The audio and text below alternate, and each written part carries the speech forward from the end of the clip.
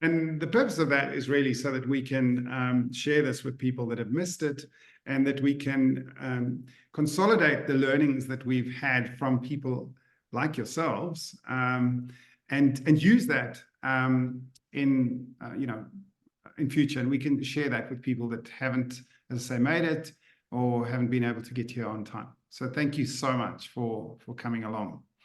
A special welcome to Rod Hearn in Australia, an old friend of mine. It's nice to have friends because it makes me feel more comfortable here too. And of course, Penny, I know, and Frances and Isabella, I've met today for the first time.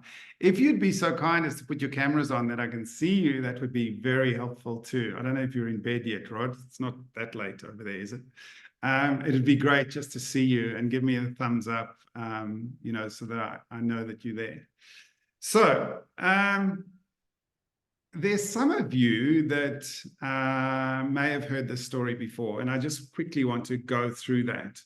And that is my journey to where I am now. I've had the most fascinating journey over the last sort of 20 years, and that sounds like a long time, but essentially it actually goes back further than that, where we were conscripted into the army. I became a pro tennis coach, coached tennis in America and South Africa. I farmed for 13 years. Here's Carl. Let me welcome Carl. Hey, Carl, thank you so much for joining us. I was just saying, army, tennis coach, farming for many years. Went to Australia, coached tennis there again, and then started my for real career. And that was in capital fundraising, where I worked with three of the most amazing organizations. The oldest school in Australia, the oldest school in New Zealand, and a top university in Melbourne. And that is really where I think I was able to use the skills that I learned from very early on. And I realized very early on in my career that 90 days was absolutely crucial. And that I learned from my first commander in the army. And I've sort of extrapolated that into the rest of my roles that I've had. And I found that this framework is so useful in carving your position in a new organization and instilling or implementing your leadership and influence skills in the organization that you're with. And I think one of the key things that one has to remember is that what got you here to this organization, the reputation you have, the skills that you've used to get you into this position. In other words, your pre-selection phase for the new job that you're going into, what got you there is not going to get through the next job or the next role as a leader, because it's going to be completely different. It is situational. Every new leadership position is situational. And your reputation, I use a sports analogy. If you're a rugby captain of a provincial rugby team, let's say, or soccer team, what got you to captain of that club is not going to automatically win you the respect, admiration, support, encouragement of your next position. You've got to start again. And I think that, to me, was a huge realization that you've got to reinvent yourself in the new position to be a reputable leader and someone that has the influence over the organization and the team that you have around you. So that's kind of my backstory. And then I just wanted to say, ideally, and I know I've got friends here that I'd like just to make aware of what I'm doing now as well. And that is that, I've come back to the farm in South Africa, and I live extremely remotely. And this knowledge, I don't want to be that presumptuous and say wisdom, but this knowledge that I have now is something that I'd like to share with people that are sort of behind me on the journey, which is something that when you get older, it's a good way to be able to give back to your community and to the people around you. So that's kind of who I want to help. And it's really in three sort of categories. One is, building skills for career graduates, 1 to 5 years. The next level up is sort of 5 to 15 years in a role where you might have an engineer or someone who hasn't been a leader yet, although they've been in an organization for a few years, that 5 to 15-year group. And then the really high level would be, people that are directors of companies, CEOs, and managers. And I must say that I'm in awe of Isabella, who's the lady at the bottom of the screen, because that's her area of expertise. She's an absolute expert in that area of coaching, managing directors and CEOs. And I think her niche is more aimed at women, if I'm correct. And she's nodding her head. So she's an expert in that area. And I will always, I'm learning lots from her and I'm following her. And I'm really honored to have you on my show today. So thank you so much for joining me.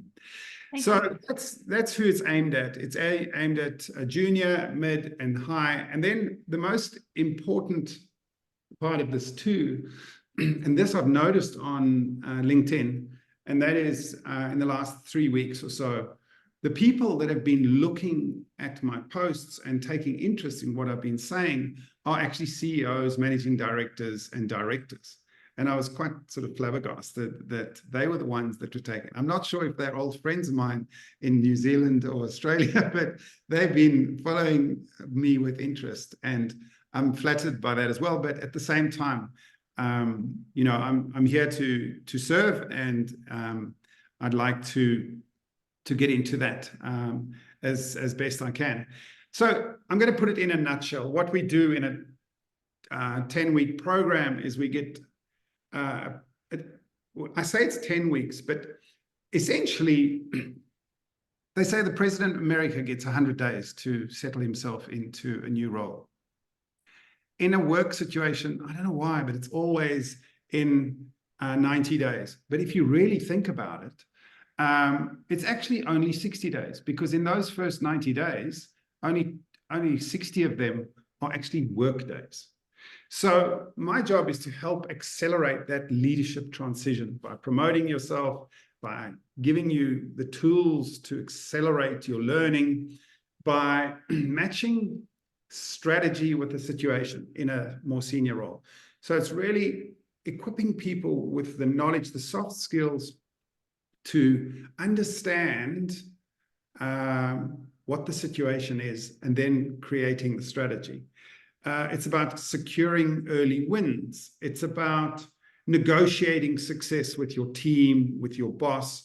And if you're in a more senior position, with fellow directors and even board members. I was in a very odd position in my last role in New Zealand, where I actually reported directly to the CEO, and I worked very closely with the board chair, which was quite weird because that doesn't really happen in reality.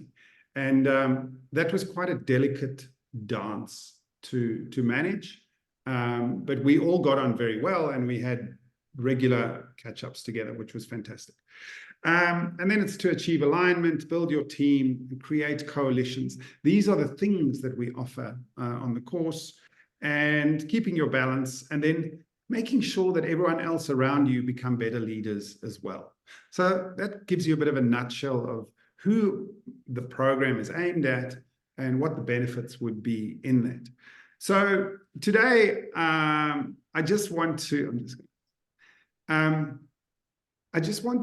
touch on a few topics, and really the thing, and this is a weakness that I will confess myself, was in one or two situations I've got into a role where because my predecessor had a minuscule role, my role was built up to be sort of a director role. I just got overwhelmed by the stuff that was just put in front of me right at the beginning. And I found that really overwhelming. And I didn't know whether I was coming or going. And yeah, it was just super overwhelming. So I'm going to throw this to the floor and ask, shall I start with you, Rod, because you're so far away and we've got to keep you on your toes. Rod, I'll let you introduce yourself and then throw a question at you and give us one of your biggest challenges in a new role and what they might have been. Oh, Rick, look, as you know, I took over lots of distressed businesses, particularly in hospitality, and they were all about quick turnarounds. That was several years of my working life, but the process was, look, you summed it up very quickly with regard to respect and earning that respect very, very quickly. In a business that needs action quickly, you have to act quickly, you have to act decisively. It is the early wins that are noticed and taken on board, or alternatively, the early defeats, which certainly we try to avoid any of those. But getting those wins is really important, getting that respect, because you walk in as somebody who often, when you're taking over a role or a business, you're not necessarily considered a friend. No. And friendship and respect are two different things, particularly in those types of environments. And to go ahead and earn that respect, to understand the business, understand the people, and to take that time to do it, were areas that I found really valuable and enabled us to move at a rapid pace. And you said 60 days. I would have loved to have had 60 days in some of those businesses. Okay. So, okay, I've got a follow-up question for you. How did you manage changing the operational sort of environment that was kind of hands-on? So you had leadership stuff, you had strategic stuff, leadership stuff, and operational stuff. How did you manage those three areas in those quick turnarounds? Because you obviously had to reassess the situation to get the strategy running correctly at the highest level. How did you manage those three areas of the turnarounds? In the first instance, I became an exceptionally good listener. I allowed and encouraged people to speak and speak their minds openly and honestly, without any fear of any comeback, and took all of that information on board. And it was intense, and it worked from divisional heads and senior managers and directors, all the way through to whoever was on the floor in the restaurant. Right. What is happening here? Tell me. Yes, look, and there's only so many in the hours in the day, and sadly, hotels operate 24 hours a day. Right. But it was listening and hearing what everybody had to say, and Right. gaining the opportunity to spend time with, I think some of their businesses were 400 or 500 people, and over the course of 5-6 days, it's not sitting in a meeting room or standing at the top of the podium speaking to them all and preaching. It's actually spending time with them. It's heading into their environment and allowing them to give you the news. And some of it's not very nice, but they then expect and anticipate that there'll be some form of action. Right. And often it's not the action they want, but it's the action that's needed. And culturally, the message I used to take into those environments was, we are here to change, and we're going to change, and we can change together. Yeah, exactly. Gee, Rod, thank you so much for those, extremely valuable insights. I'm going to ask Isabella, who's at the bottom of the screen, would you like to add, from your experience in situations where perhaps you weren't quite prepared for the reality of a work situation, which once you were on the ground and you started to understand the culture and the people, that it wasn't what you expected. Have you had that experience before, perhaps? Thank you, Rick. I have indeed, and not least because I myself have been moving places a lot. Uh, I'm originally from Poland. I then moved to Ireland, where I worked for 8 years, then back to Poland, and then to Switzerland, where I live now. So in all those cases, I thought I knew where I was moving to. In all cases, before the move, I was visiting the countries as, you know, going on a business trip back and forth. Yeah. So I thought I was super prepared, but it was always not the case. It was always something completely different to what I expected, and I do mean completely different. And in this case, it was all like from not speaking the native language. Even like in Ireland, I speak fluent English, but in Ireland, I felt always like an alien, you know, because I was the only, not the only, but one of the very few people back then who were joining this company at senior management level from elsewhere. So I was really very conscious about my language all the time, Really? which didn't help with the, you know, it didn't help me. I learned a bit too late that nobody else was that conscious about it as me. Yeah. But it was a lessons learned for me that me being conscious about it didn't help me to integrate the way that I wanted and Right. to show up as a senior leader the way that I wanted to, because Right. others were looking at me and thinking about it differently than me. So that was the first thing that I learned. And then here in Switzerland, culturally, again, I thought I understood and I knew the differences between where I come from and here, but and it was a very, very global company that I was joining, so I thought there would be no challenges whatsoever, but that was not the case. So again, it was all about the language, so many languages at every meeting. It was all about different cultures people were joining the meetings from.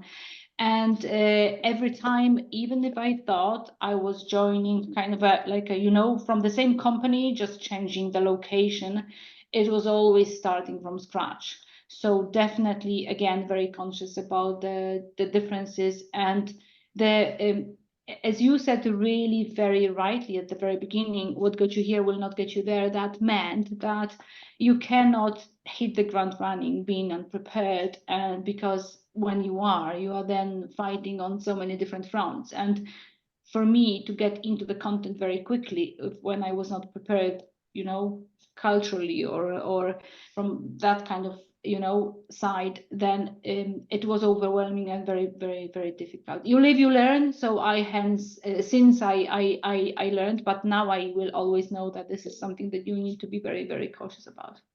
Well, thank you so much for that contribution. I'm going to ask one of our new guests too, Carl. Carl, can you just unmute and you, if I'm not mistaken, you're in HR. You place people. I am. Oh, good. Oh, that's the right one. I remember seeing you the other day, and I did remember that. So I'm going to ask you a question. Have you had appointments that you've successfully placed that haven't acclimatized, and there was kind of a kickback, or not a kickback, but or that were unsuccessful, that you thought might be successful? I'm just asking if you've got any examples of people that you not misplaced either, but that weren't a good fit. Let's put it that way. That's a polite way of putting it.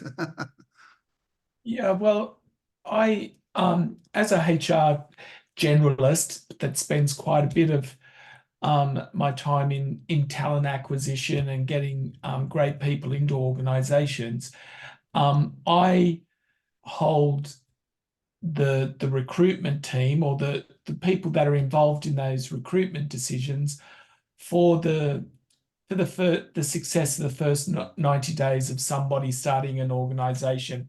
That's right. particularly management, but all all new joiners to organizations.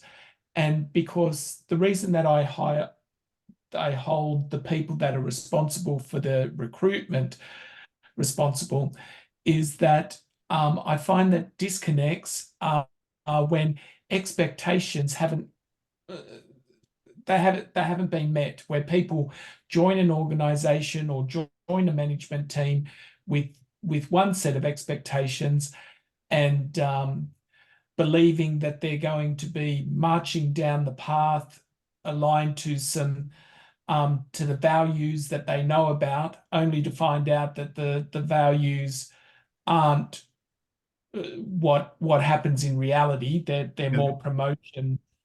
They're more promotion or used as an attraction tool rather than an alignment to what is happening in the day to day. Okay. And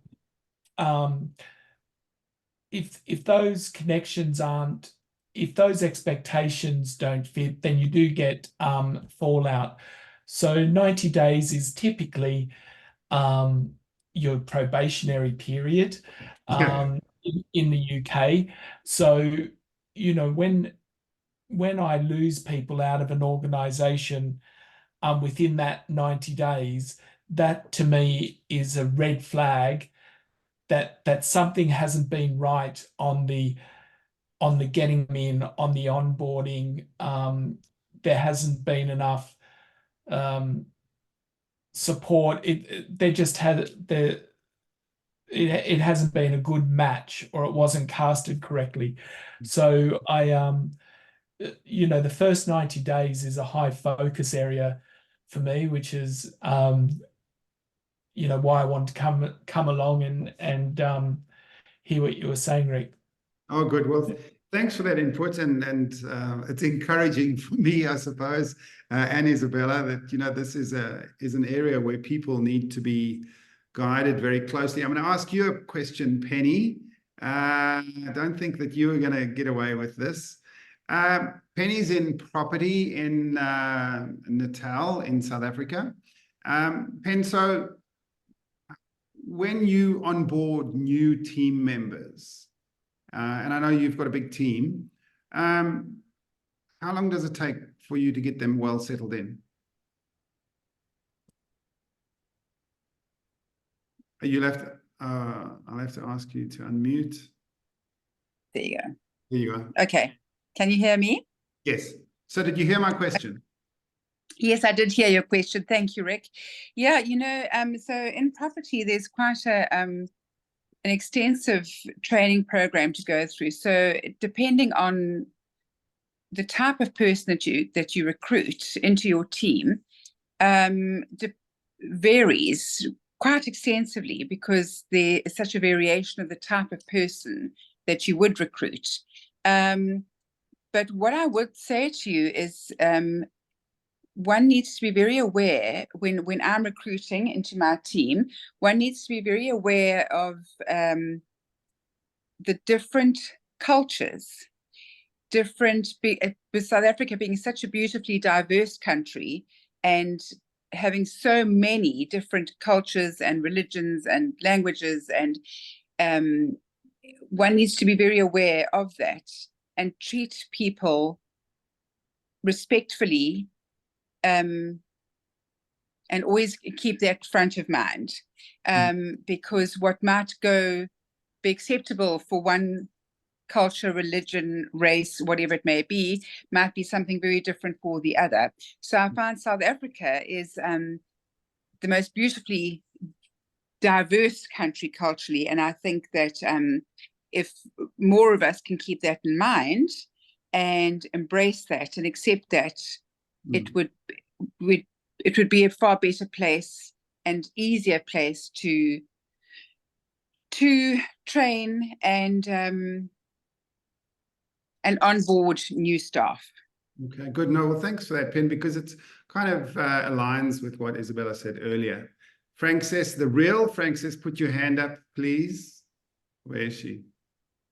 She's at the bottom of the screen. I think she's working on something at the moment, which is perfectly fine. So I think we'll go to the next slide. Let me see if I can. There she goes. She has put her hand up. So look, these slides are really just to stimulate conversation. And I think, you know, what I always found is really the quickest thing that I felt helped me a great deal was actually asking people what they were doing in the team. I asked them exactly to show me exactly what you are doing. How is it? And how does that align with your job description? Because your job description and what you're doing in many companies is not the same thing. Your job description and what you're doing is not the same thing. I'm going to stick my hand up and say that. So I would simply get people alongside them and ask them what they were doing right now. What is working for you? And what's not working for you, and how could you do it better if you had to decide to do it another way? So it really was a sort of a double delegation, and that allowed me the breathing space to get around the organization and meet as many people as possible and let the people who were doing great work get ahead and carry on with what you're doing now. Where I noticed there were some red flags, or where they were perhaps unhappy, or where they were not resourced adequately, that was where I would intervene and say, okay, look, the way, you know, I try and correct whatever was going and spend a little bit of time with them. And then just so that I had the information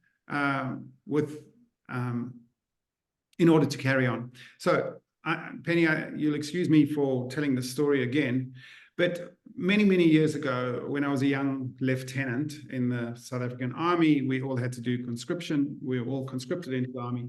A particular colonel who had the greatest influence on me in my whole career, his name was Colonel Louis Kotzer. He went throughout the unit and he sat down next to every single officer, person in a leadership position. And he asked me those exact same questions. What are you doing?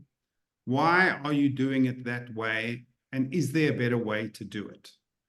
And if you had to make the decision to do it in a better way, what would it be? And I'm cutting a long story short. He was unbelievable. He took notes furiously. He then disappeared for a month. And we thought, sure, but where's he gone to? What, you know, where's the colonel gone to, kind of thing. And it was unbelievable. He burnt the candle at both ends for about a month. And he wrote the unit, the strategy for the whole unit, the whole plan for the whole unit, the strategy. And he took the operational stuff we had and he gave it to us as a bundle. Here is the description of your job. This is what I want you to do, and this is how I want you to do it. So he disappeared for a month, deliberately implementing the plans for the whole unit. And I was absolutely astonished by him, because that lesson that I learned from him is one that I implemented throughout my career in all the jobs that I ever went on to do. And just as an afterthought, probably the most meaningful part of the story is this, is that after many years, and I think it was in COVID, I phoned him. I found his telephone number on the internet. This is like 30 years later or something. You know, I was like 20, 21. And I phoned him and I said to the guy, Colonel, I didn't actually know that he'd become a general in the meantime, but he was a retired general. And I said to him, because he did take a liking to me. I was the only Englishman in the group. I was the only Engelsprekende, as they say. And he was quite a conservative Afrikaner, but a very broad-thinking Afrikaner. So it was quite unusual for him to sort of take me under his wing. And I said to him, General, I said, I just want to let you know that what you taught me as a young lieutenant stayed with me throughout my whole career, and I used it a lot when I was implementing plans and doing my stuff. And he said the most remarkable thing to me in Afrikaans, And that is, he said, "Jy trek vir my 'n riem onder my hart." Now, it's a very old-fashioned saying, "riem onder my hart."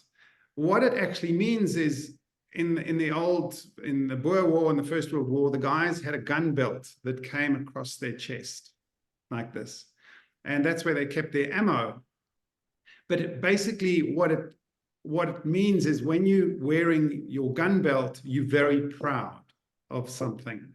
And you're in your best military uniform. And he said, the literal translation is, you tugging at my heartstrings, but the more accurate description is, you are making me very proud of telling me what you've told me today.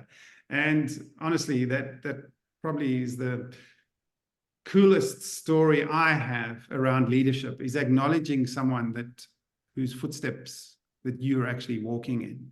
And perhaps that's a challenge for you guys today, is if you know someone who really has had some influence in your career, give them a ring and tell them. It's a nice challenge for you to have. So my next question, are there any little bits there in the to-do list, Rod, I'll come back to you, that you would, and I've got the notes, and I'm going to send everyone the notes of these slides just for interest sake, because you can see what notes I made. Is there anything there on those slides that you want to address that you can share with the gang? Sure, Rick. Time blocking is probably and was always one of the areas that I spent a lot of time negating, because, you know, we talk 90, 60 days or less. You don't have a lot of time. So we'll talk about it tomorrow, let's take it out of the meeting, we'll chat later, etc., is no go. It was all about time. So losing that time was something that I was incredibly strong on not allowing to occur, and particularly taking businesses forward very, very quickly. You can't afford to lose time. And you talked about your kernel off, you went for a month and put it all together. We would do that each night, 10 o'clock, 11 o'clock at night. 4 or 5 hours later, we'd get up again at 6 in the morning and start again. But overnight, we redid our strategies, and we didn't have the time to lose. Businesses were losing ground, people were losing their jobs, and that part of it was something that I was extremely strong on. Fantastic. Thanks, Rod. I'm going to ask Isabella again just to come in, if there's anything on that list that stands out for you. Rick, you mean on the list of preparation for your, is that what you mean? Yeah, when you come into an organization and you've got a to-do list that is really overwhelming, is there anything that you think would be really important to you that you can think of?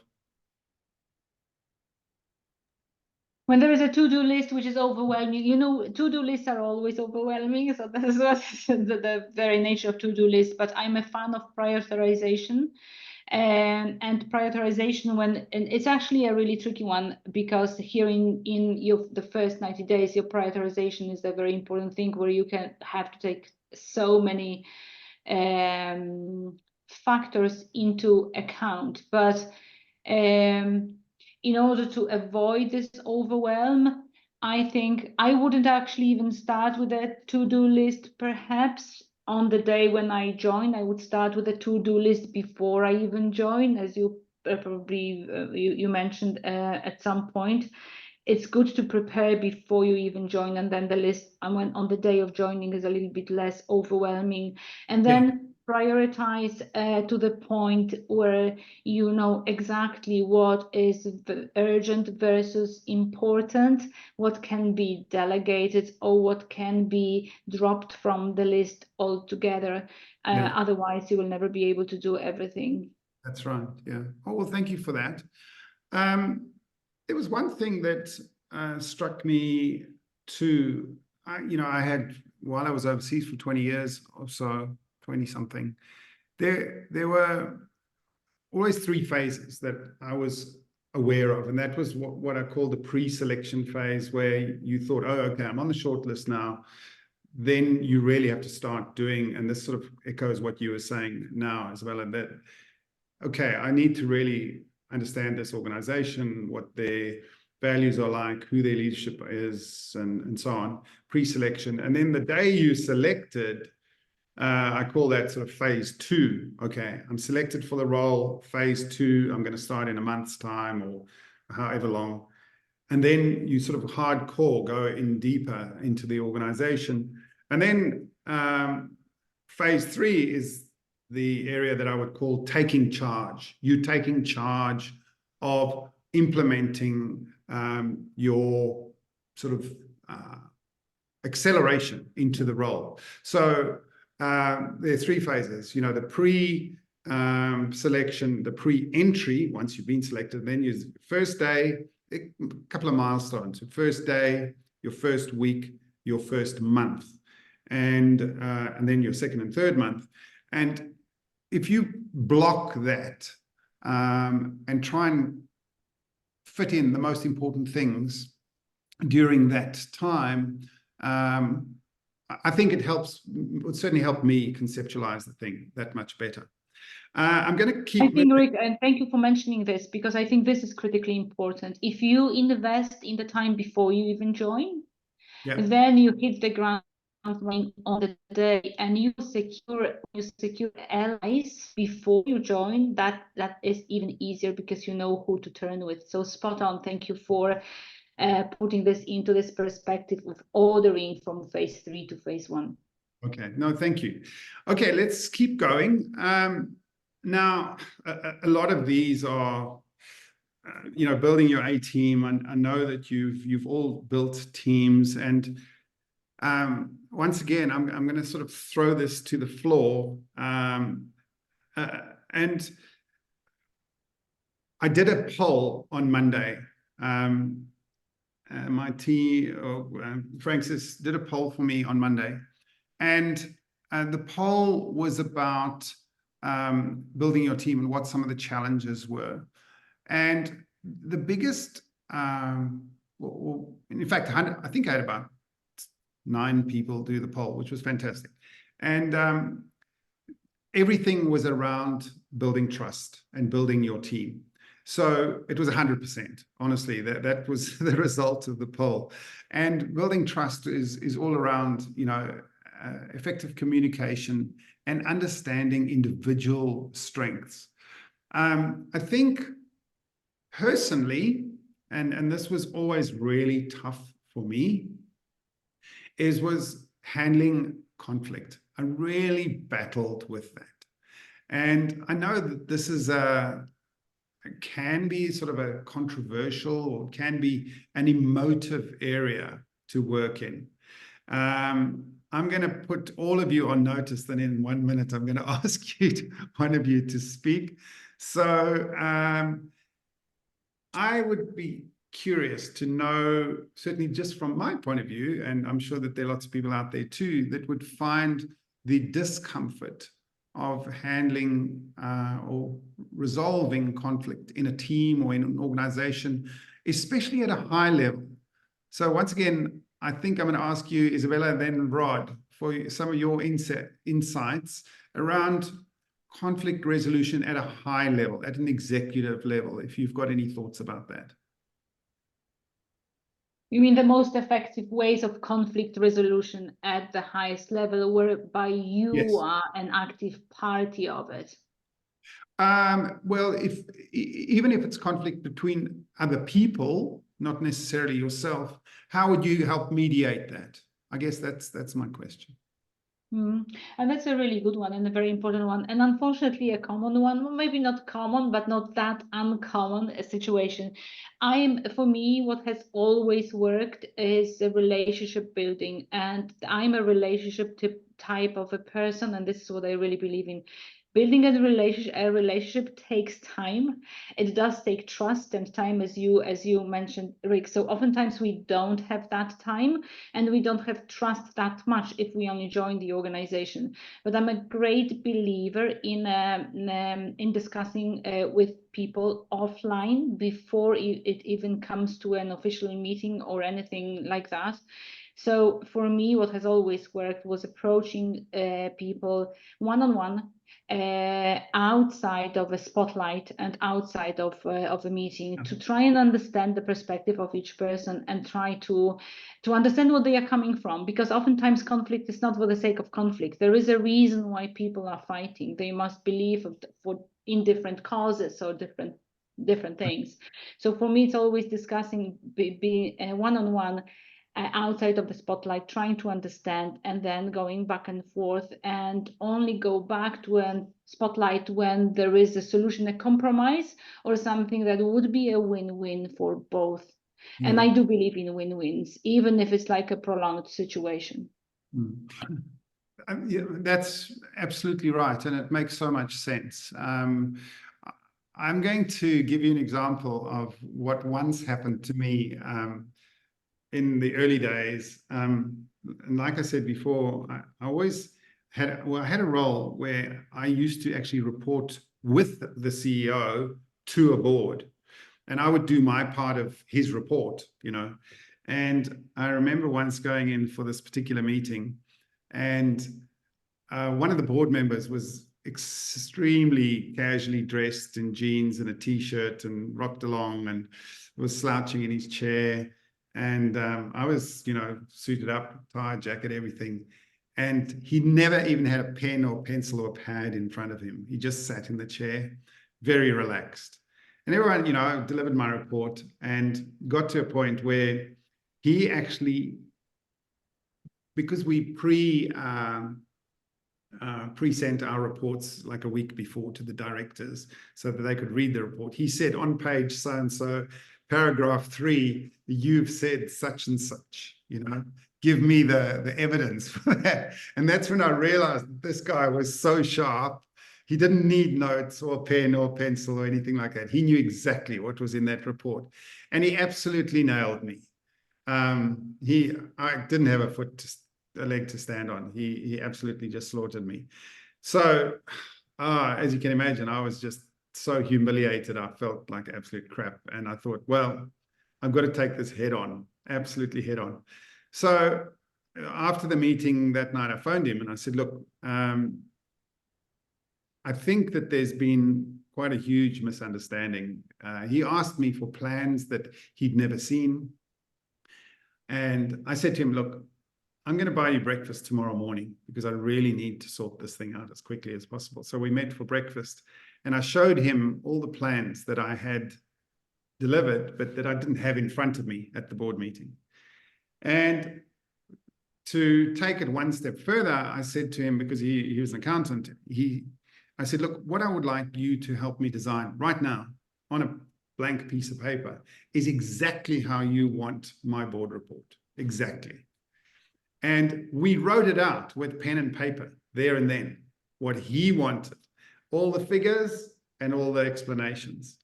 And I said to him, I've got one more question to you. Before I submit my board report in future, I want you to have a look at it and to see if you're happy with what's in that report. And he agreed to it. So that was before I submitted it to my CEO, to the board. So, and it worked fine. Whether it's good practice or not, I don't know. But under the circumstance, for me, it was something that I needed to do. And we became really good friends. And he never, ever queried my board report ever again because he'd already seen it. You know, so I'm just giving that as an example about doing stuff offline to save your ass at a later stage. Right, I'm going to give you a minute or two just to see if you can add anything to that. Sure, Rick. A quick minute. Conflict resolution. Sadly, been down that path many, many, many times. And my first position is to diffuse. But prior to that is to know all of the information. Where does it come from? Who are the people? Is there background to it? What's it all about? And bearing in mind, most conflict is born from either opinion or from personality. Yeah. And personalities could be that they don't like each other, they're closed or whatever, who cares? Or it could be the opinion of them. So it's not necessarily business or fact-based. So Yeah. understanding the background, who they are, and cutting out the conflict to come to a business discussion rather than an opinion or a motive discussion. Right. Thanks, Rod. That's good insights. Carl or Penny, would you like to add to the discussion? I'll give you a minute. I've got 2 or 3 more slides. That's all. Okay. Would you like me to go ahead? Yeah. Why not? Okay. So what I would usually do with staff confrontation or conflict is I would try and listen to both sides of the story and try and understand. I would take a bit of time just to process that. I would encourage, if there were 2 staff members, to try and just have a chat to each other in an amicable manner and see if they could sort it out.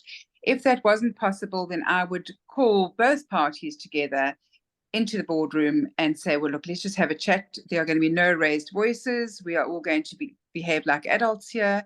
Let's just try and talk this through and try and all understand one another, which I found was the best way to resolve conflict, because 99 times out of 100, not that there were 100 times, but we would have all of us walking out of the boardroom actually feeling that we'd been heard, that we'd been understood, and feeling happy. Yeah, absolutely. People want to be. That empathy and feeling heard. Feeling heard is really important. So, yeah. Thanks, Ben. Sure. Okay. Carl, is there anything you'd like to add? Yeah, I'd perhaps add to that that great list there, to remember to celebrate differences, and not talking only about diversity, because of course you'd be aware of that, but differences and diversity of thought, you know, because particularly in that first 90 days, you can hire people, or you can be the new person coming in, and you've got great experiences, great ideas, views on how to do things differently, but you get pushed into, people get pushed into, well, you're under probation, you better toe the line, don't rock the boat, and this sentiment of groupthink waves over the person. So to remind yourself and to remind those that you're working with that a difference of opinion or a different way of doing things should be celebrated. Don't knock that out, and be aware that through that conflict, some great things can happen. Yeah. Not all conflict is negative. Yeah, absolutely. I agree with that, and I'm not, I haven't got them straight off the top of my head, but there's the there is, what do they call it, the forming, Rod, help us out here. Forming, storming, and then you get to the norming. There are about 5 phases that you go through in building. Forming and norming. That's it, and norming, that's right. So I found that was always helpful. And I'll tell you what, one of the things that I learned too that was always exceptionally helpful is when someone goes away on a course or something, you've spent the money on their professional development, bring them back and listen to their ideas. You know, I always just thought, what a waste of money if you don't listen to their ideas, and people try and curb the enthusiasm of people that have just got all these explosive ideas in their head about how they're going to change the organization and benefit you. So use that opportunity.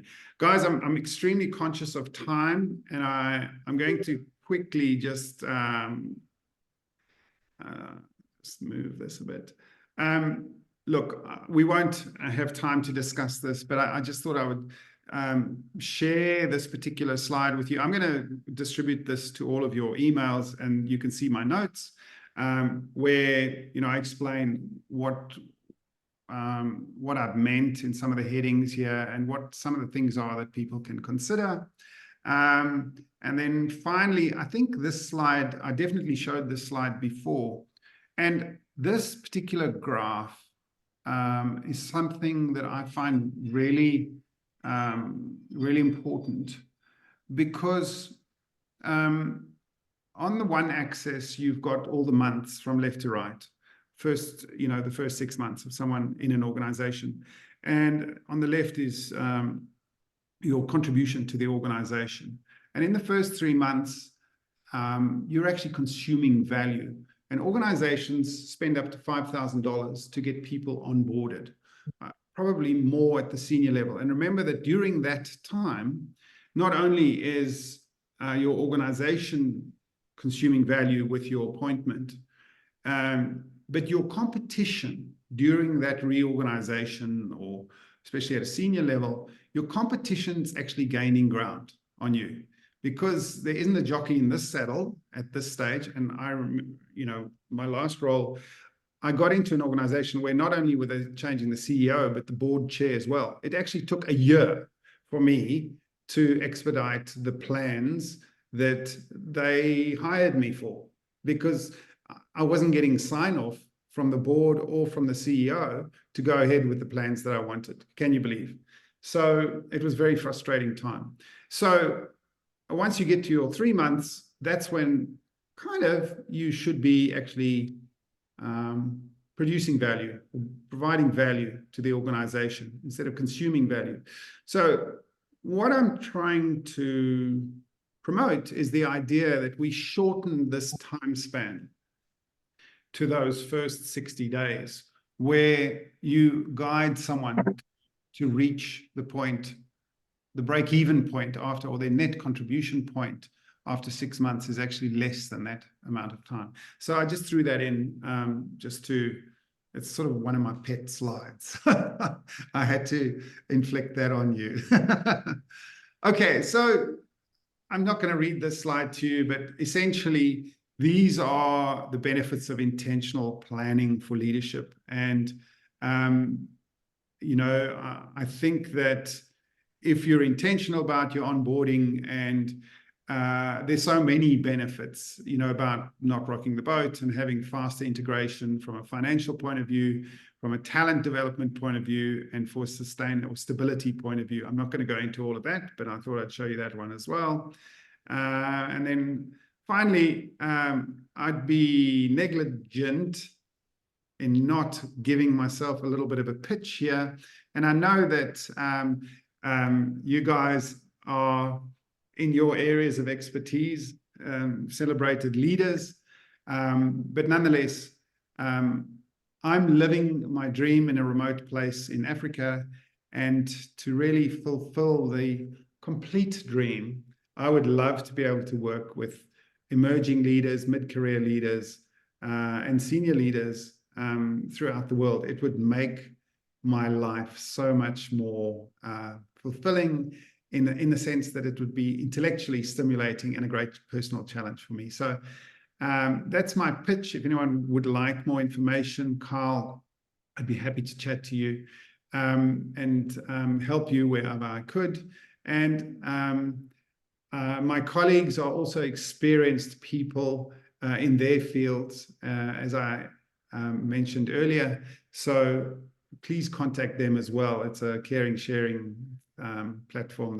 There are 8 billion people on the planet. I'm sure we could all survive with our competition being close by to us, and that we help each other. Thank you guys so much. It's been thrilling. I've really enjoyed this. I hope you have too. And I've asked Frances to just put in the chat. There's an acceleration challenge checklist. And then there's the pre, during, and after, the set of questions that you need to ask yourself in a new organization. Just have a look at those. It's just a PDF that we just put in there if you're interested. that you can share, Rod, perhaps with your colleagues and your staff. Just have a look, or to your new leaders that you appoint in your hotels. You just give it to them, and that will guide them, you know, in their roles. Yeah. And Carl, yeah, there may be some questions there that you can flick through to people that you appoint to any roles as just a checklist to help them on their way. So once again, thank you so much, guys, from a windy, overcast day in South Africa. Cheerio and good travels. Thank you so much. Thank you, Rick. Thank you all. Thank you, Rick. Bye-bye. Thanks, guys. Bye-bye then. Cheers, Rod. I'll give you a call. Bye, Pen. Cheers, Rick. Thanks all. Cheers.